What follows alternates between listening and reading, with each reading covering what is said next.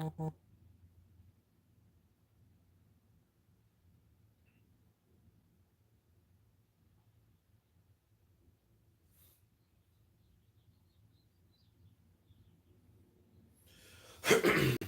right, Shalom. First and foremost, we would like to give all praise and glory unto Yahweh, Bahashem, Yahweh Shah, Bahashem, Kakadash. Double honors unto the apostles and the elders of GMS who rule well, teach well, being great examples for our younger brothers. And peace and blessings, salutations to the hopeful lake out there pushing his word and truth and in sincerity across the four winds in the name of Yahweh, Bahashem, Yahweh Shah.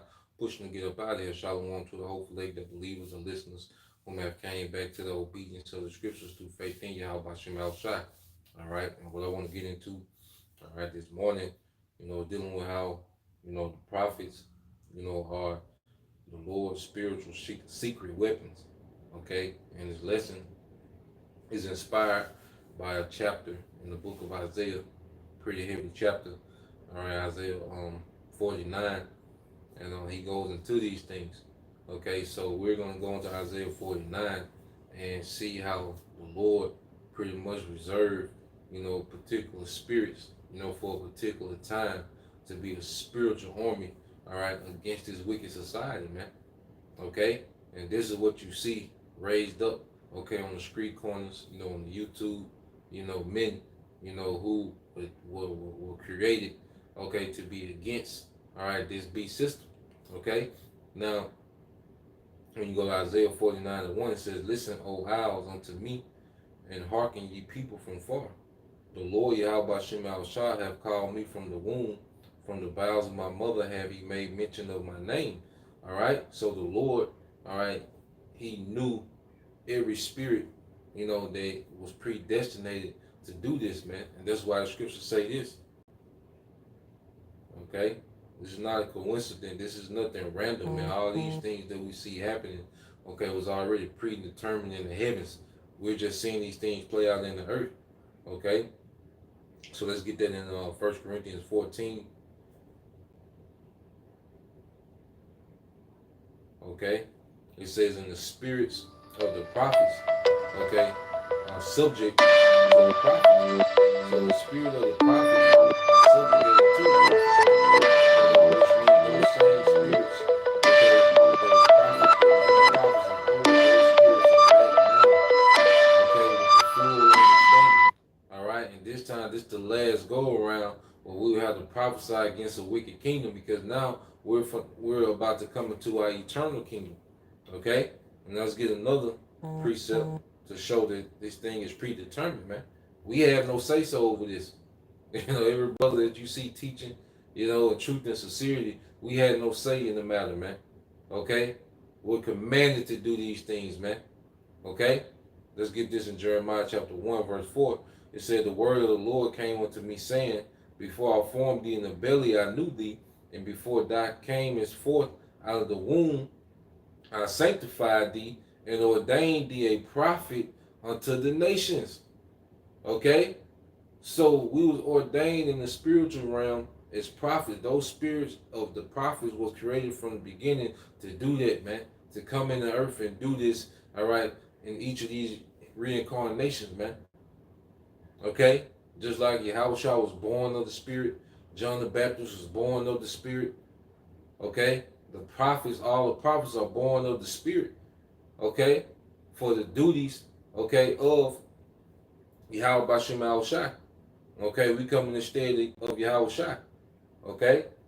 That's why when you get there in the book of Luke, chapter 2, why you think Yahweh Shai was locked in at such an early age? This is Luke 2, and I started in 43. And it says, "And when they had fulfilled the days as they returned, the child Yahushua tarried behind in Jerusalem, and Joseph and his mother knew not of it. But they supposed him to have been in company went a day's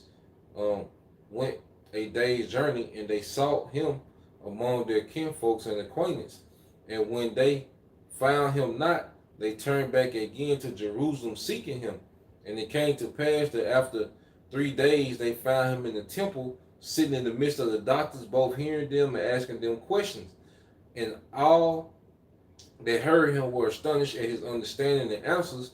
And when they saw him, they were amazed And his mother said unto him, Son, why hast thou dealt with us? Behold, thy father and I have sought thee sorrow. And he said unto them, How is it that you sought me? Wished ye not, okay, that I must be about my father's business? Okay, Yahushua understood his purpose of being here. And it was the father's business, man. And now we come in that stead, we're coming in to handle the father's business, man, which is the business of Yahushua now. Because everything was transferred over to Yahushua. Okay? So we fully understand the purpose of why we're here and we grow into it. Okay? Because at first we thought our life was about our ambitions, our dreams. We had different, goals and dreams and aspirations, okay, within our life that we wanted to achieve. Brothers in the midst of becoming particular things in this world. But hey, when that spirit kicked in, all right, when the Lord tapped into our spirit, he tapped into our purpose, man. Okay?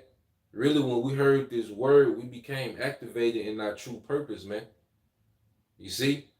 Because those spirits was already, it was already established with these spirits of the prophets, all right, to do what we're doing, man. Our pure minds had to be stirred up. Okay, matter of fact, I think let's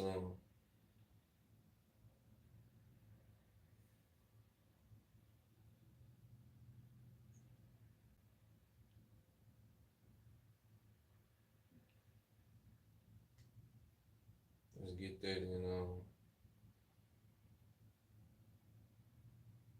I think it's two accounts.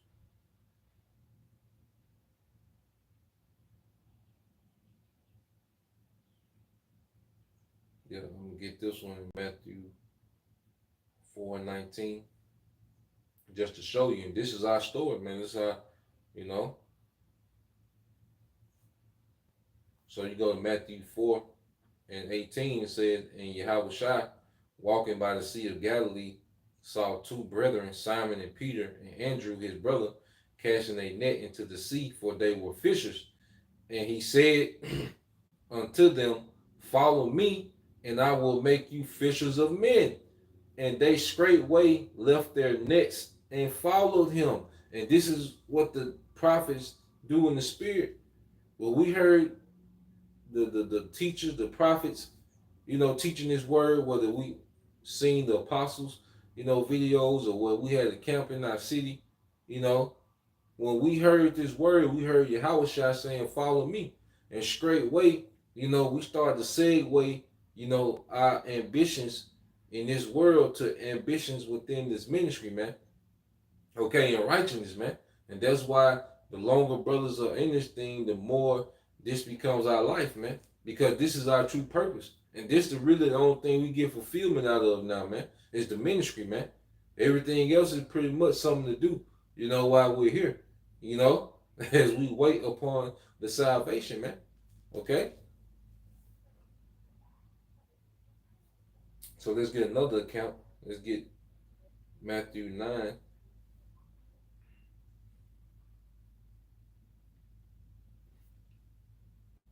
Get that Matthew 9.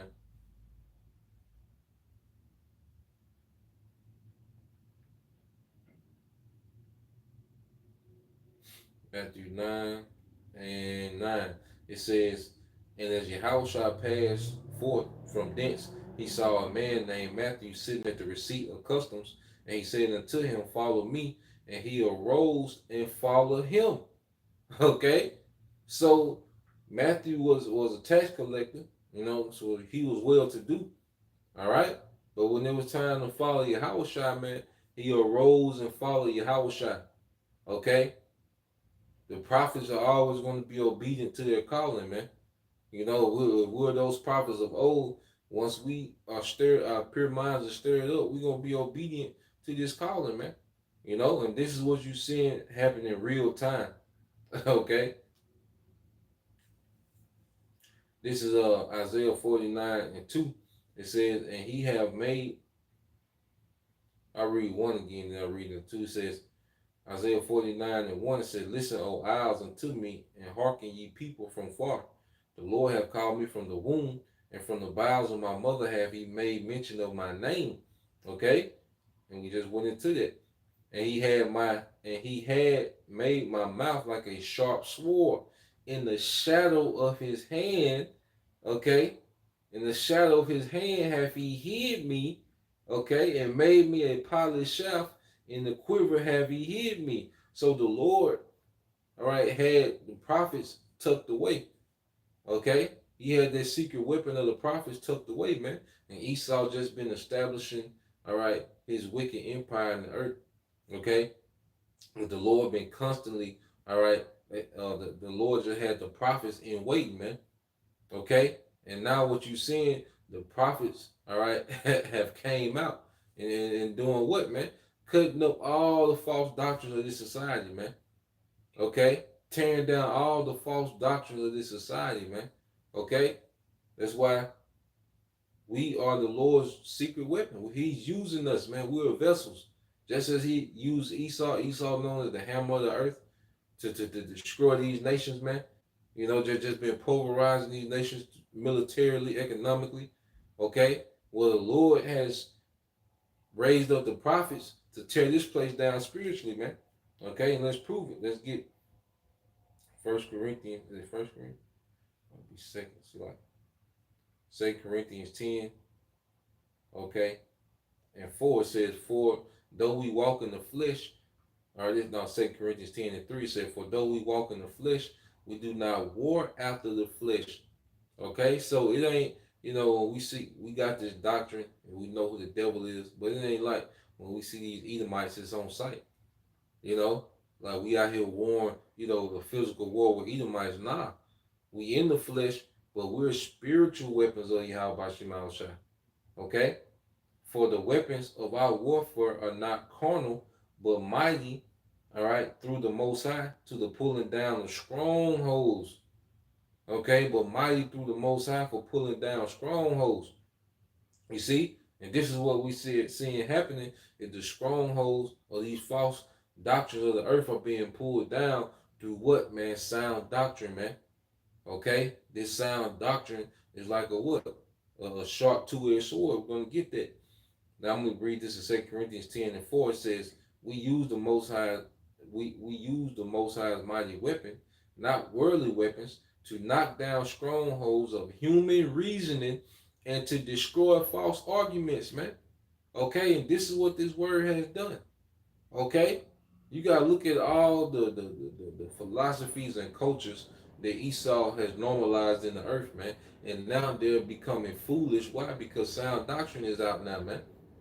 Okay, look how stupid it is, you know, to be a feminist. Look how dumb, you know, being a feminist is now.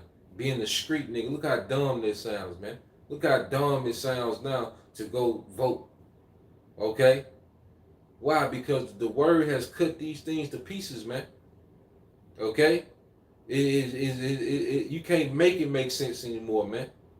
You know, this just like a real swordsman. If they would chop somebody up, you couldn't recognize who that was, man, if it was just body parts everywhere, man.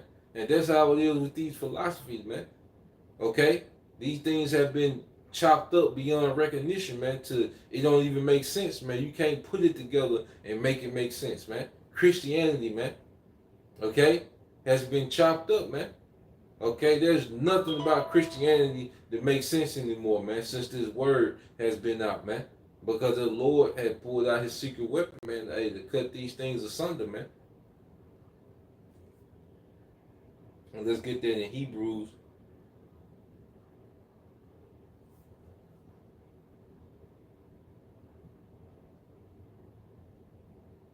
Hebrews 4 and 12, it says, for the word of the Most High is quick and powerful and sharper than any two-edged sword. And then it says quick and powerful, man. That's because you can bring out one precept and it'll cut real quick, man.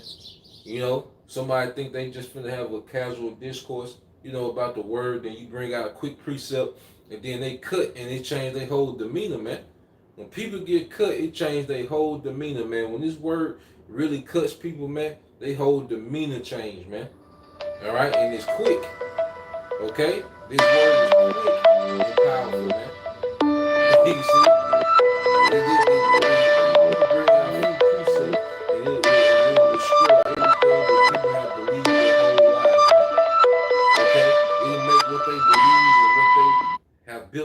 foundation don't seem silly as hell, man. Okay? And it don't take a few precepts, man. Quick and powerful, man. Oh, the Lord don't hate nobody. Romans 9 and 13. Okay? All nations can be saved. Psalms 147 and 19. You know? Oh, the women can teach. Timothy, Revelation, 2nd chapter. You know? It's quick. All the things that you've been raised and the things that this system has instilled in you, man, this word, get in there and just gut it out. You know? And now you go from believing it to now you just in denial. You see? You could go from believing, you know, your false doctrine, your false teachings, then you get cut. You know, now you get in the point to where you're in denial, man. And that's why you see vocab, niggas like that is obsessed, man. Because vocab got wounds from 5 years ago, man. 4 years ago, man, he got wounds that he still, you know, trying to mend. You see? It all comes from his word. And it says, piercing even to the dividing asunder of the soul and the spirit and of the joints and marrow, and is a discerner of the thoughts and the intents of the hearts. Okay? Because this word is the word brings out your true intentions, how you really feel. Because you can say, oh, I love the Lord. Okay? You know, Christians, I love the Lord. Start bringing out these precepts. You know? You hear a woman talking about, yeah, I'm a virtuous woman. Start going into these precepts. Okay? Start going to certain accounts in the Bible. You see? The word gonna bring out, it's gonna bring out how you really feel, man. It's gonna bring out how you really are. You see? This word has, hey, is a two-edged sword, man. You know? And a two-edged sword, you can go this way and come right back the other way with it. You know? Something that's a two-edged sword, you use that two-edged sword, you coming this way, cut, you coming back this way, cut, man. You know? and this is how the word is, man. And these people are set up to lose. All right? And just as he made us a spiritual weapon, these people can't do nothing with it, man, because we're backed by Yahweh Bashem Shai. You know? This is his will. You see? This is how he's bringing the wisdom of the mighty to nothing, all right, through his secret weapons, the prophets, man. You know? But that's the point. I don't want to make a real long live screen. Just want to put, yeah. Just wanted to put that, on wax for the morning. So Lord will you brothers and you few sisters edify. Until next time, I'm going to say shalom.